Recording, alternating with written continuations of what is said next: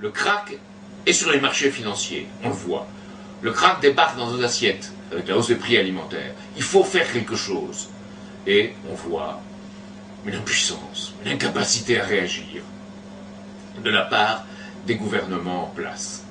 Pas seulement le gouvernement français, mais l'ensemble des gouvernements européens et aujourd'hui l'ensemble des gouvernements du monde.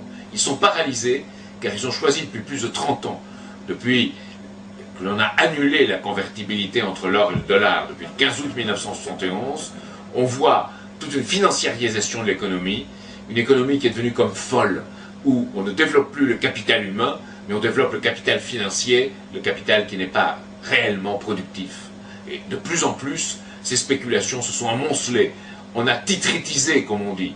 On a créé des titres qu'on négocie sur les marchés, avec tout et n'importe quoi. On a créé de la dette partout. Jamais, jamais dans l'histoire, un pays n'a été aussi endetté que les États-Unis le sont aujourd'hui.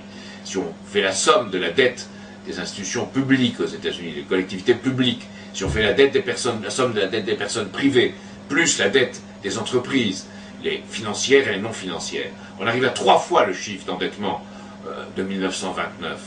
Donc, en France aussi, tout le monde parle de la terrible dette de l'économie française. La dette est élevée, mais elle est relativement moins élevée encore qu'aux États-Unis, parce qu'on a des avoirs encore. Il est vrai qu'on les privatise tous, donc on va bientôt les perdre.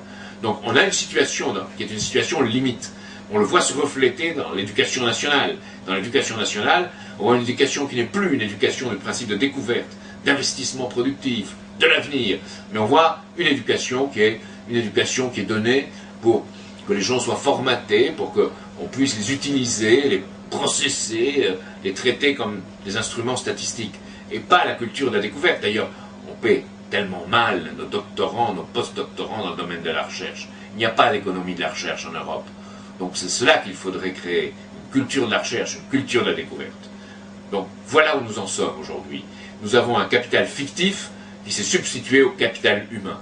Il faut changer, il faut revenir à ce qui est humain en l'homme, à ce qui est sa capacité de découvrir, d'appliquer ses découvertes sous forme de technologie, de développer l'économie. Mais pour cela, il faut d'abord le défendre. Il faut d'abord nous défendre. Donc, il faut empêcher une spirale de hausse des prix désastreuse. Il faut prendre des mesures. La Chine en a pris. La Chine a pris des mesures de contrôle des prix. Après tout, on achète leurs produits. Pourquoi ne se pencherait-on pas sur les solutions qu'ils donnent pour leur économie? Et que chez nous, on applique les dispositions qui existent.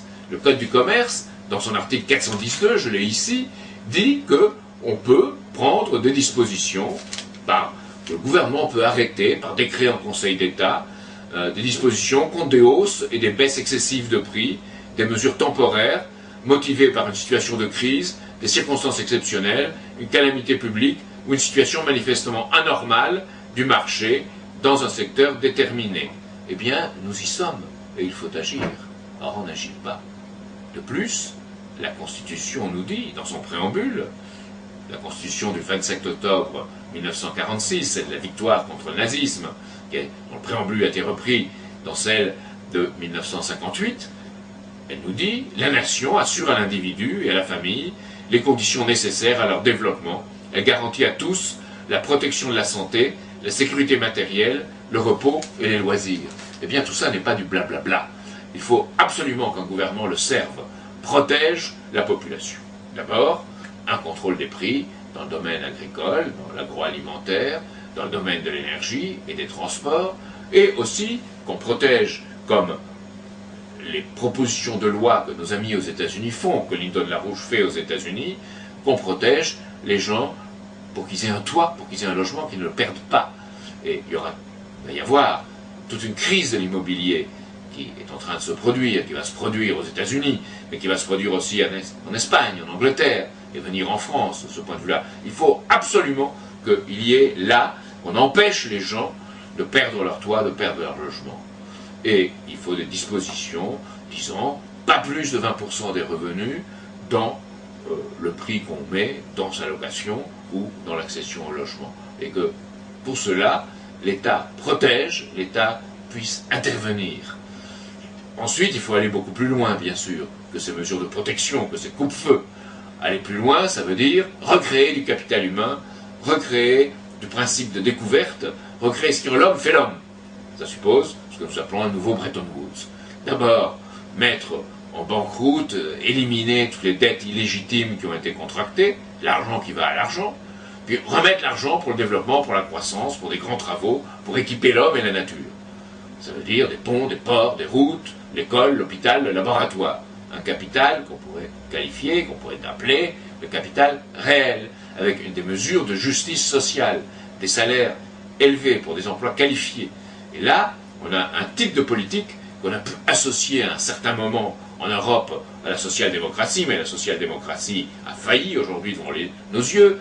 Elle est, comme le gouvernement actuel de la France, elle est attachée à ses intérêts financiers et ne propose rien pour qu'on en sorte. M. Dominique Strauss-Kahn, qui dirige le Fonds monétaire international, est mal placé pour parler de mesures sociales et pour parler de capital humain. Donc, il faut vraiment avoir une pression populaire qui monte sur la majorité comme sur l'opposition. Et cela doit se faire dans le contexte électoral, dans le contexte politique. Il faut que soient débattues les conditions d'un nouveau Bretton Woods.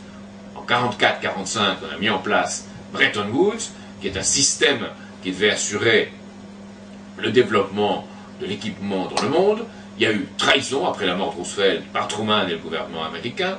Il y a eu ensuite laisser aller, on a laissé les intérêts privés, financiers, peu à peu prendre le contrôle de la monnaie. Les banques et les sociétés d'assurance sont celles qui en réalité contrôlent la monnaie. Il faut un retour de l'État dans le contrôle de sa monnaie, dans la capacité à faire du crédit productif public sous forme de monnaie pour équiper l'homme et la nature. C'est ça le grand défi. En même temps, il faut mettre en faillite, comme je l'ai dit, en banqueroute, toutes les dettes illégitimes, il faut les éliminer. Donc il faut faire une opération qui est un nettoyage, un véritable nettoyage, comme on en fait dans un redressement judiciaire d'une entreprise. Et la France doit, avec d'autres, le proposer à l'échelle du monde, proposer cette voie de sortie. Enfin, c'est la façon de dégager des moyens du crédit productif public pour de grands travaux. Et ces grands travaux, que depuis longtemps on voit comme une solution, mais qu'on ne va pas vers ces grands travaux. Jacques Delors a parlé de grands travaux, mais son Europe, celle de la monnaie, n'a pas pu le faire. Donc il faut une véritable Europe qui aille vers ces grands travaux en relation avec les États-Unis, la Chine, la Russie, l'Inde. Il y a un intérêt commun, il y a un développement mutuel à mettre en place.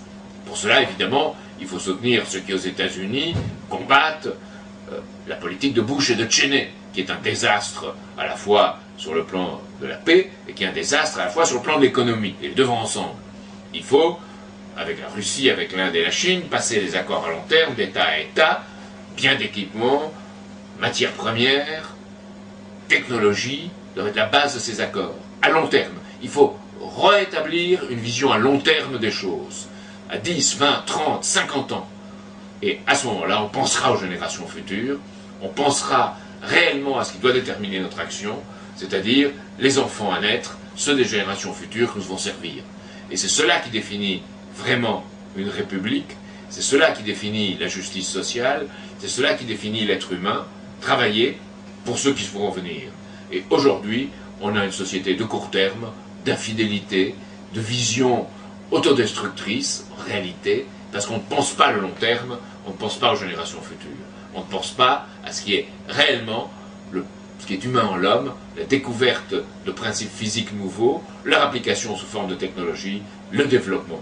Donc c'est là que nous devons en venir. Et la leçon de ce krach financier, la leçon de cette inflation qui se déclenche dans le domaine de l'énergie et dans le domaine de l'alimentation, la leçon qu'on doit en tirer, c'est le retour de l'homme défendu par des États-nations, les États-nations souverains agissant ensemble pour une grande politique mondiale de développement économique.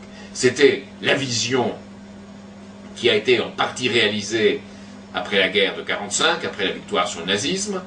Elle a été avortée ensuite dans un système de guerre coloniale où les colonies sont restées et dans un système où peu à peu les intérêts financiers ont pris le pouvoir partout dans le monde. Aujourd'hui, on doit revenir à la base, à ce qu'un De Gaulle, un Roosevelt, à ce qu'auparavant un Jaurès envisageait comme étant la base pour une économie. Et c'est là qu'on doit en venir, c'est là les leçons qu'on doit en tirer, sans s'obséder à court terme par les hausses ou les baisses de la bourse, sans s'obséder à court terme par les mouvements financiers, sans s'obséder à court terme par le prix des produits alimentaires, mais rétablir quelque chose dans lequel ces mouvements aberrants soient éliminés et dans lequel l'homme reprenne timon, je dirais, ou peut-être le poste de pilotage de l'avion ou de la fusée, et rétablissent vers l'avenir une société qui soit à la mesure de ce que tous nous espérons. Voilà la leçon qu'on devrait tirer de ce krach.